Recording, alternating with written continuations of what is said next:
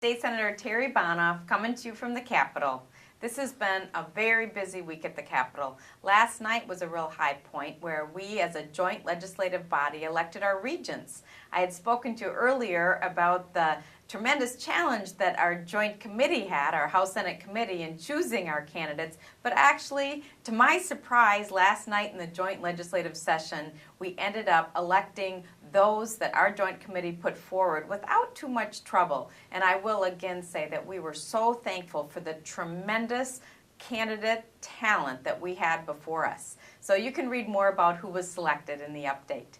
You know, I've had a lot of bills up this week. It's been a challenge, but it's also been rewarding as we put forward bills that really are quite important to our community. For example, today I had a bill up in education, and you may be seeing this the day after, but nonetheless, it's the Location Equity Index, which says that if you're a district in the metro area, it's more expensive for you to run your district than in the outstate areas. And so what that means is you actually have less available to be in the classroom or to provide what we need for our teachers. And so this bill simply adds one complex piece to a very complex formula. And there was a lot of concern expressed around the table as well as a lot of support. But I often come away from those discussions thinking, wouldn't it be easier to just say going forward that we don't have such complexity in the formula, that rather we say if you give $1 to Hopkins, it's the same dollar that goes to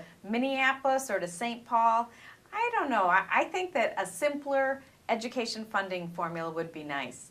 I also just wanted to mention again the healthcare exchange because that bill is on the Senate floor again today.